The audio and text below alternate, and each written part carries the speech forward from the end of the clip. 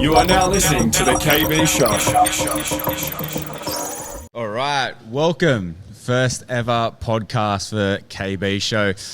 We got the boss, we got the founder, the owner of King Beats Fitness on with us today. Welcome, Patrick. Thanks for having us. No worries. Thank you. Glad to be here. So pretty much what this podcast is about is we're just going to get Pat to explain where he came from, where KB came from, what was the inspiration behind it. Just give you guys a little bit of the backstory as to why KB came around and why we're here today. So Pat, the mic is yours, my man. No worries. What's the backstory? It started a couple of years ago, I guess. My background is construction, I guess. Pretty much used to have a 9-to-5 job working for the government. But always loved the fitness industry. Always been training for the last decade. Pretty much trained on most gyms here in Sydney, even international, LA, Equinox, Gold's Gym, Muscle Beach, everywhere. So always had that energy. When you walk into a gym, you feel good. Everything's positive. There's good energy in the gym. But, what was it about? Like, I know you mentioned those places. What was it about those places that stood out for you? You know what I mean? Is there something that made you remember it? Obviously, was it the experience there? Was it the cert? You know what I mean? What was the? I think it's mostly training. There. Yeah, getting your body into that, figure, that physique that you want, and just repetition every single day. You want to be training, makes you feel good, so you keep that up. Working for the government before 9-to-5 job, I had a schedule. So at the end of the day, which is a normal 9-to-5 job, 5 o'clock hit, straight to the gym. So that was a routine that really worked for me. So 5 o'clock, no worries, pack up, go to the gym, had that 1 hour, 1.5 hours. But working that 9-to-5 job, after a couple of years, I realized that this isn't for me. So I had to follow my passion, and my passion became construction, renovating homes and doing it the way I want it. And I've done that for a couple of years. But then I started a construction company based on my passion. I loved it. And a couple of years after that, I realized that my passion wasn't there anymore when I started building for clients. So when clients came up to me and they wanted to build homes, I was building at what they wanted, not what I wanted. Mm-hmm. So that sort of dragged me that I was unhappy. So I look back and I go, what makes me happy? And it's always entering the gym, feeling the energy that you have in the gym, that positive environment. The construction environment, as a lot of people know, it's a very negative environment. You get yelled at, there's always swearing around the job site. It's long hours. It's not a good energy. So you're always working on negative environment. If you're late, they're screaming, it's very negative. When I was coming home, I was getting affecting other people, because I was coming home from running a construction company. If anyone runs a construction company, they can clearly, know everything that's going on. We don't go home at 5 o'clock. We go home maybe 9 o'clock. We don't wake up at 6 o'clock to be on site at 7. We wake up at 5 to be on the warehouse to prepare the jobs at 6 before the guys get to work at 7, and the job goes from there. These hours are insane. To come to the gym, I couldn't fit in anywhere in my day, and I wasn't performing like I wanted. So I felt like if I train, I feel good. And for me, it had to be in the morning training. And running a business like a construction company, I wasn't able to do that. So I had to look at other ways of, going into another business where I felt more happy, where I was in control of it. So we pretty much, in 2018, I decided to close the company down, no more clients, only still develop for myself where I'm in control of it. And 2018 came, I was like, why don't I get a gym? So I went to a couple of franchise gyms, and I pretty much went to have a look at them to see the business model. And I was very close to signing it, but there was things holding me back on it. On pretty much, I'm going back into a business where someone else is in control. So it's the same. I looked at it and I'm like, I left the construction business because someone's telling me how to build. I'm going to a gym and I'm getting told what to do again. I'm like, what are you doing? So had meetings with these franchise companies. You probably already know the names. I'm not going to mention them. But pretty much they're based on zones. So if a gym is in the zone and I find a spot, I'll go there and I'm like, can I bring the franchise here? They're like, no, you can't. You have to be on the zone. So then I found a zone that was okay, had a meeting with them, and then I'm like, can I make my own clothes using the brand? They're like, no. Can I pull lights where I want to put them? They're like, no. So everything was like, no. It has to be my way. I'm like, dude, I'm like getting controlled. Like I can't be me. So one of the major inspirations for you was to actually create it and obviously draw the inspiration from building something from scratch and envisioning it and then putting it down. Yeah, spot on. So that's sort of your inspiration. Yeah. So when I renovated homes, was my inspiration, like choosing the tiles, choosing the timber floor, everything was me. So I wasn't getting told, no, I don't like this flooring. I want tiles. I want timber. I want this. I want to build the way I want it. Very simple. So pretty much I decided to like wipe that out, and I was like, maybe I will create my own. So in like about a year past that, I was creating some sort of speakers shaped like a lion. Origin was just a lion. And then pretty much most of these home speakers that you have in your living room, they don't have any character. There used to be these long posts and the speakers used to see. They're pretty ugly. And I wanted to put some architecture design into it. So I picked the lion's head. And then the lion's head is so aggressive. So when the eyes and stuff like that. And to make it cool, I gave it a pair of sunnies in it. And I was like, that's pretty cool. Now, I had a problem where I used to put the speaker. Like the speaker, I wanted to put it usually like on their side, but people, like I could see it. So I decided to put it right at the back and the sound didn't come good. So I was like, fuck, where am I going to put this speaker? And then I was like, fuck, I'll put it on top of the head. And then I'll put on top of the head, how am I going to hide it? So I gave the lion a crown.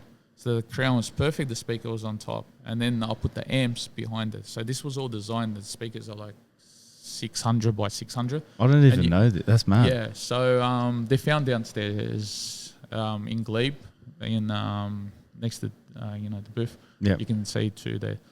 So I call them King Beats, the speakers. So when we decided like to have the gym, I want to I brought that inspiration of the name itself, and pretty much I wanted to give it that club like look. A nightclub, like the nightclub look. Energy. Energy.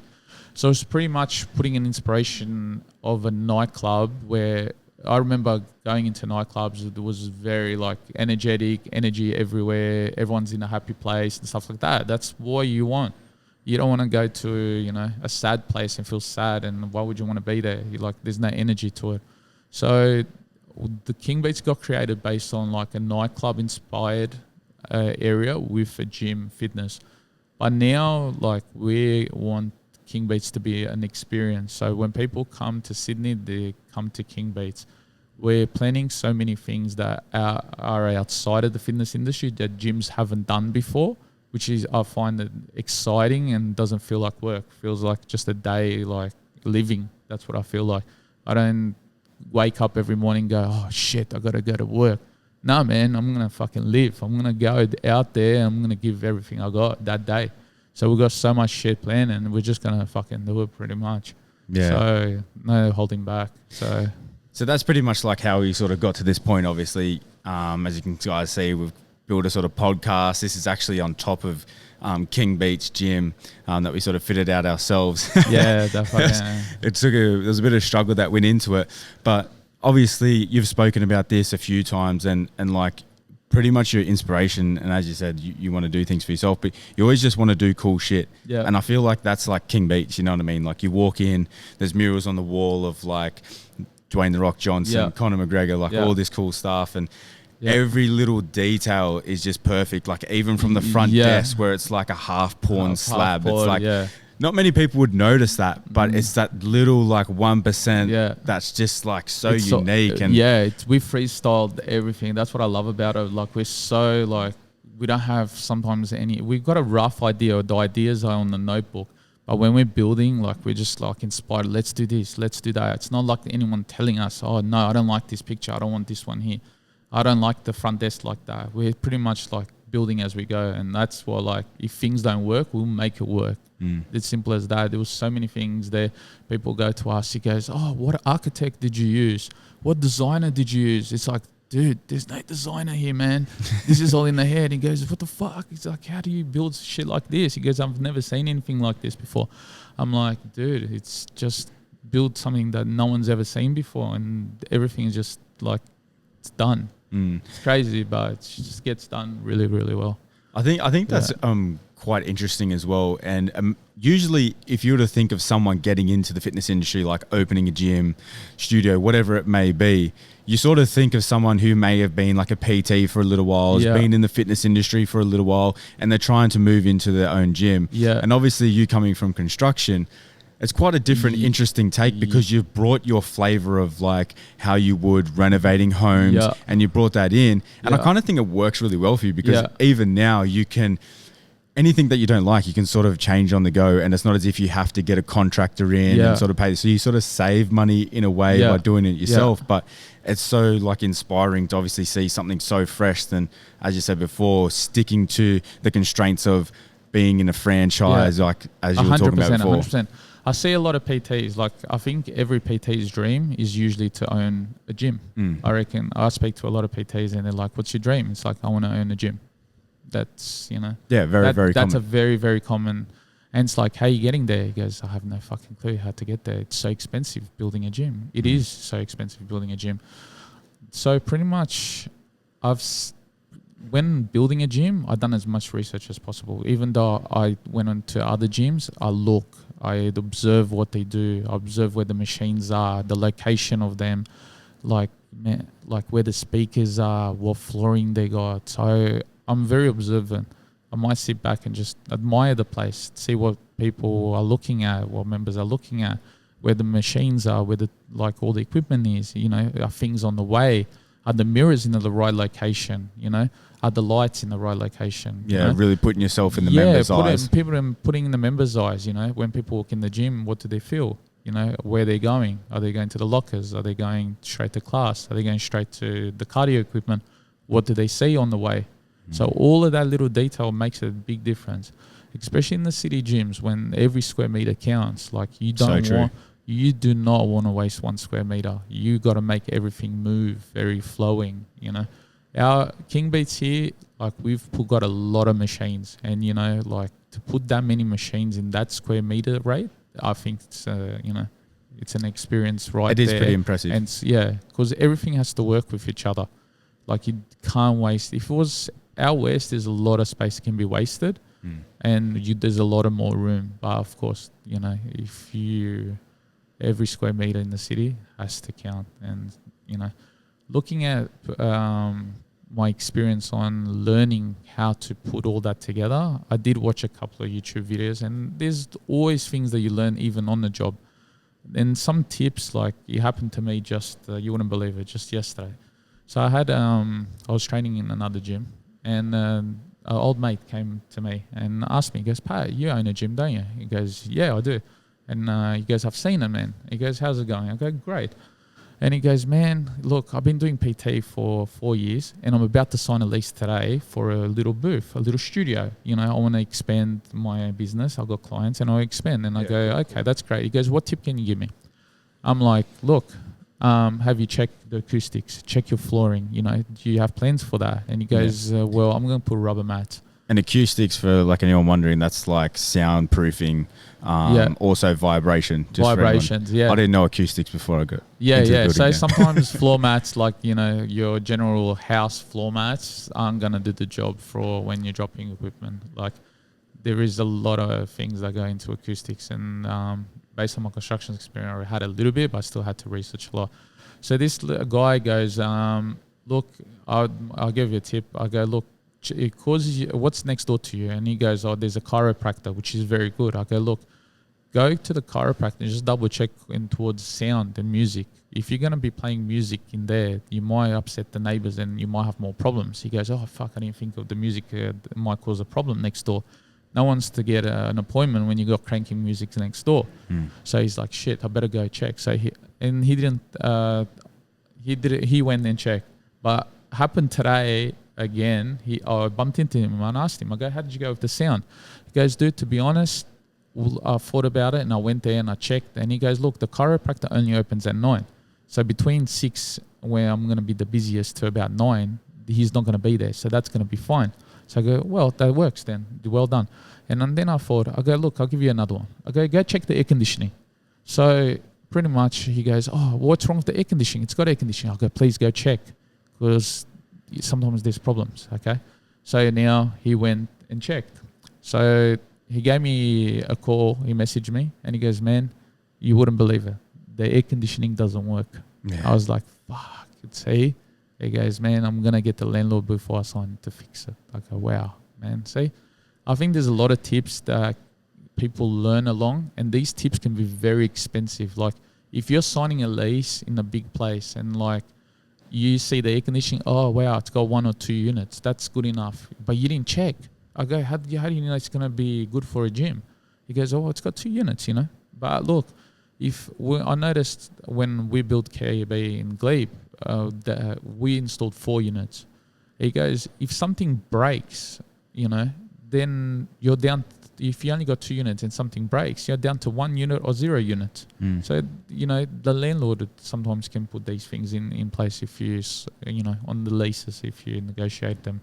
But there's many, many tips that we've learned along the way, and I hope to share them with you for people who, you know, who are new and wanting to build a gym. So there's 3 tips today that I've given. Check your flooring, sound, and air conditioning is free. That's a good one. Yeah, if guys, honestly, if you want any more tips or anything, please hit up Pat. I'm sure he's more than happy to point anyone in the right direction if you're looking to open up a gym. I know being first hand, obviously we've been mates for a little while now, and I know the struggles that obviously you went through and the little loopholes that you took yourself, obviously, from watching like YouTube and sort of self-education. But man, it seems like it saved you like a lot of money. I know from when you were talking to me about it, like how much money that you actually saved on equipment.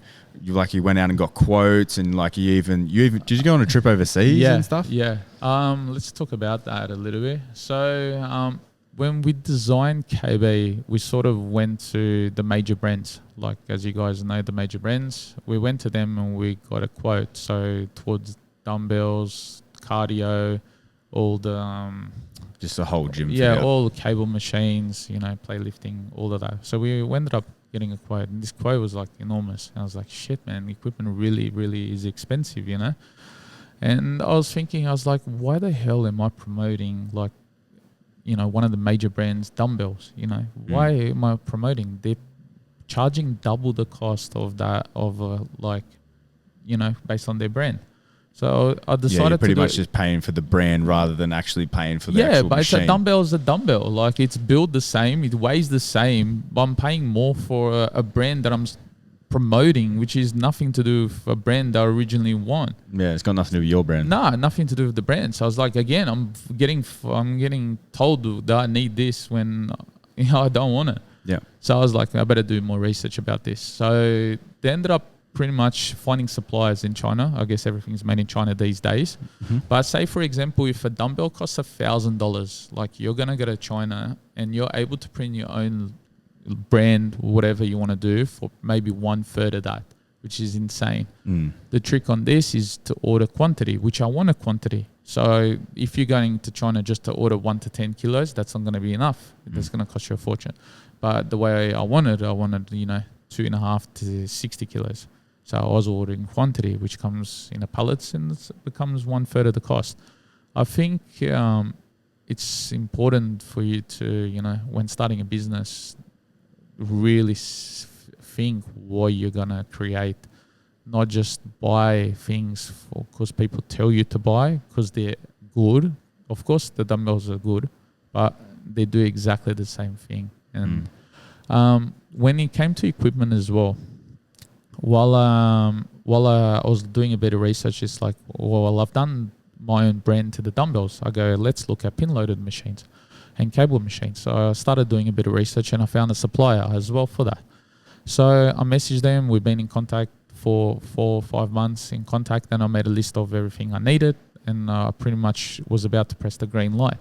And then I've done a bit of research and I found an expo in China, and I was like, wow, there's an expo for 4 days. And I spoke to the company. I said, are you going to be at the expo? And they said, yeah, I'm going to be at the expo. I go, great. Well, I'm not going to be spending over 6 figures sending you this sort of money and then expecting a container back based on photos. Seen it, and we haven't even seen it. Like, it's so risky. Like, sometimes when you see these photos, they look good. And then from past experience ordering even stuff from like Amazon or Alibaba or like eBay, sometimes you order something and what you get is absolutely nothing what it looks like. Yeah. You order t-shirts medium, you come, it's extra small. It's like, what the hell is this size, man? It's like baby size. Or so yeah, there's always with ordering. But when you're spending 6 figures, I was like, maybe not give the green light just by email. I go spend 5-10 grand, go to China, go have a look at it, meet the suppliers. So pretty much ended up going there. So was there for like 5 days, went to the expo, pretty much met with all the suppliers. I actually met with the supplier that I was dealing with, about to do the deal with, and thank God I didn't use it because the equipment was actually poor quality. Like, you could just tell the preparation for the paint wasn't good. I picked that up straight away. I checked the steel thickness was a little bit thin compared to the others, even though it looked bulky. All of that is just the quality and shortcuts that they take. You'd rather, and I pretty much went and met with the supplier that I chose. Went to the factory, seen how they produced it, ordered everything from there, met the director of it, became friends, and now I've got a contact anytime I wanted to order the equipment. I know I can trust them already. So they put our brand on it, so it just came here. It was a smooth transaction. What I done, which was really, really good, the director, when we were at the factory, we met the installer. So I was scared of bringing the equipment here, and I have got no experience how to install equipment. I was like, man, look at these cables, look at these, parts, everything. How the hell am I going to install this? I was like, man, I know if I use one of the major brands, they come here and install it straight away. So I was like, man, I'll speak to the director and I'll ask him, can he send someone to Australia to come and install it? So he goes, look, I'll have a look at it and I'll get back to you. And a couple of days later, he messaged me and he goes, man, it's fine. I found someone that will happily come to Australia. You pay for it, and he comes and installs it. It was this little Asian guy who picked him up from the airport. It was funny as. No English, no nothing. Just like signs. Pretty much had to sign, point, do this, do that, do this. Yeah, so... And he just knocked it all up. Yeah, wow. Dude, this guy is unbelievable, man. Like, we're trying to figure out, like, 3 of us looking at a machine, scratching our heads like, what the fuck? How do you install this shit? We can't even read the manuals, it's Chinese. Yeah. And this guy, little Asian, just grabbing one part at a time, no instructions, no nothing. This part goes there, this goes there. Just pointing. That doesn't even speak. Yeah, that's fucking hilarious. But like, we're still being with one machine. This guy's done 4, and he's like, coffee break. Yeah. And all he wanted was tea. He was just tea all the time. He didn't even want coffee or nothing. Yeah. Here's a weapon. So he went back. He was happy. I think we made good connections while we were there. So as we expand KB, we're definitely gonna use the same supply equipment and stuff like that. But towards treadmills, of course, we partnered with one of our local brands over here, just for the sake of warranty in case something happens, because it's electronic and shit. You don't want to take. It's a bit different when you're dealing with electricals and stuff, eh? Yeah, you don't want to take shortcuts. Like the Chinese treadmills, they still got a lot to catch up. I'm not sure how they're built. It's hard to know. Like equipment, I can have a look at the quality, like how it moves, like the weights, But when it comes to electronics, it's like it's completely different. It's like iPhone versus a Chinese iPhone. Yeah, and it's just they look the same, but once you start playing around with it, it's gonna stuff itself up.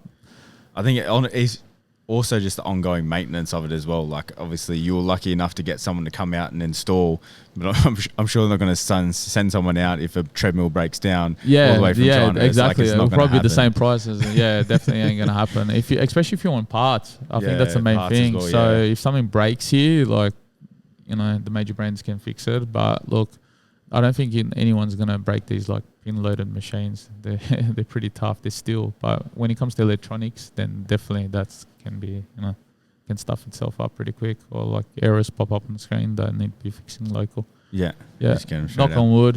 We haven't had any errors. Good brand, so everything's been good in the gym.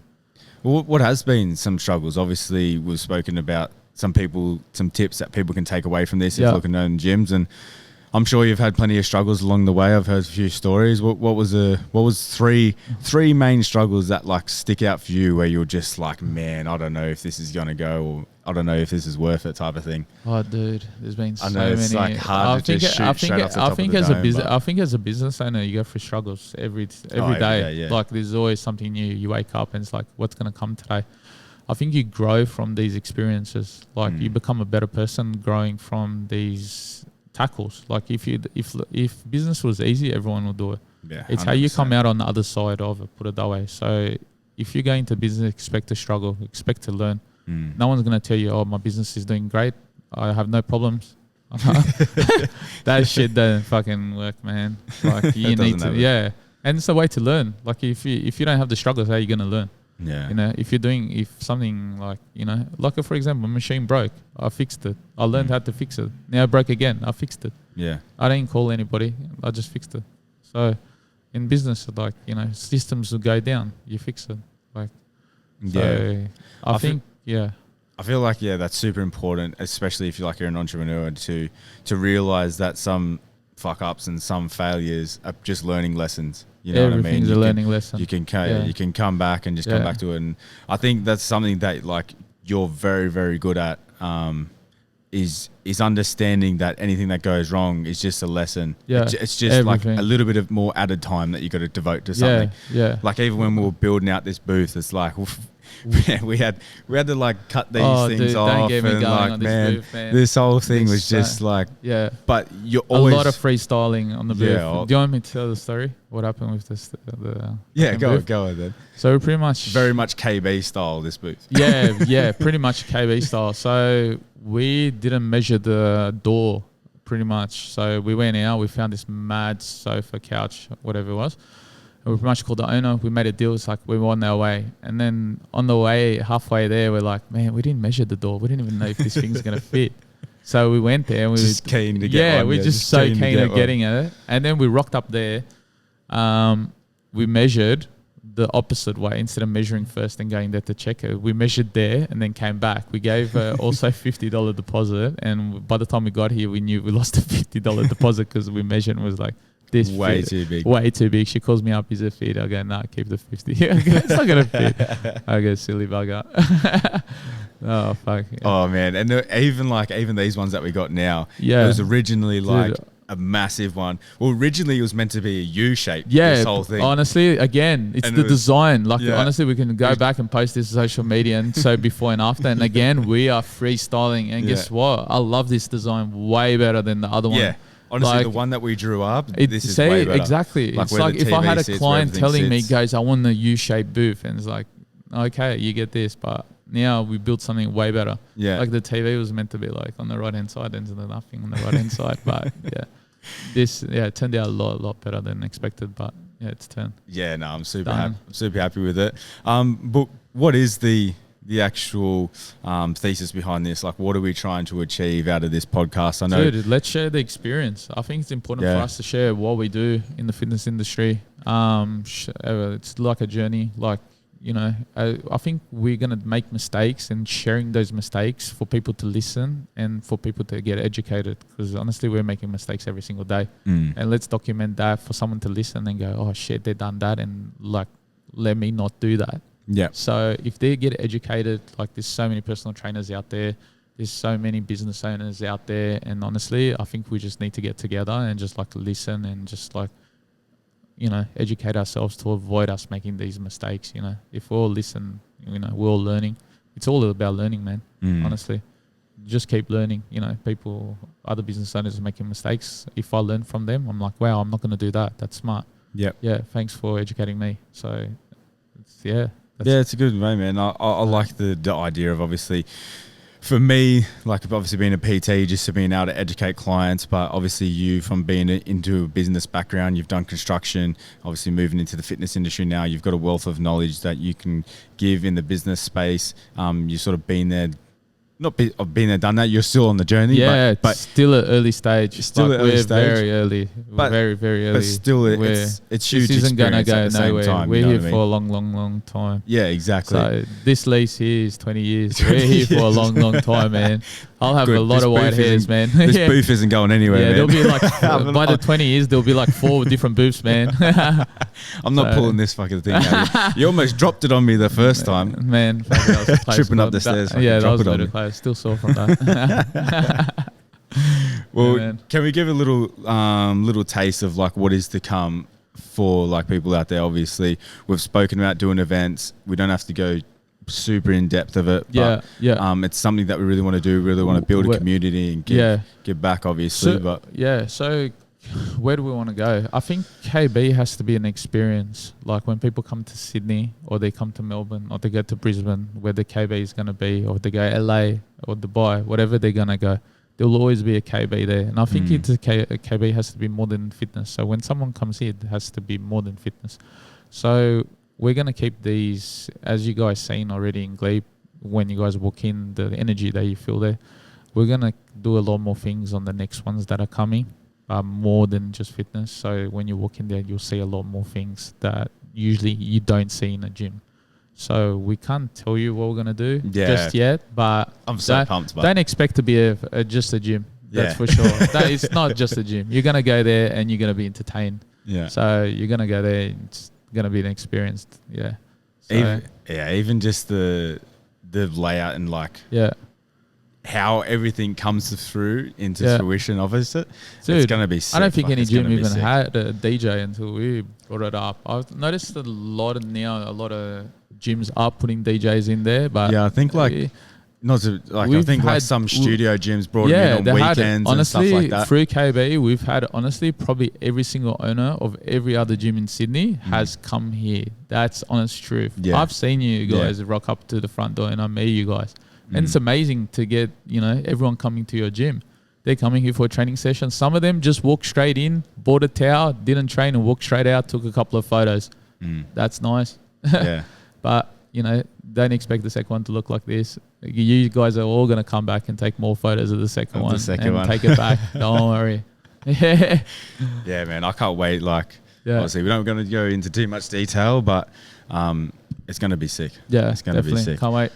Did you want to talk about any events or anything potentially coming up? Obviously, you're planning to expand out. Obviously, we're doing the digital side. That's what we started the podcast. Digital side. We also want to start doing events, obviously, for members and people. Yeah, so let's plan the events and announce that a little bit later on. Yeah. There's a couple of things we're still working on. I like it, bro. Poker face. Cards to the chest. Cards close to the chest. There's so many drafts on it. It's all sketched up. Leave that as the blueprints, man. You can't. The way that KB goes, it'll probably end up going a complete 180. Man, I think I think KB mascot just ate it. He just ate it, man. Ate it like a dog. Yeah. 100%, nah. He's keeping everything under secret. He'll only give me what he wants to tell me, man. I'll pass it on once I know. I might get him on next. He's the real brains of the operation. Man, he's the real, man. I don't know what he comes up with. He's pretty crazy sometimes. He's a bit of a mute. I can't get much out of him. He's a bit of a mute. Yeah, he's a funny character, that bloke.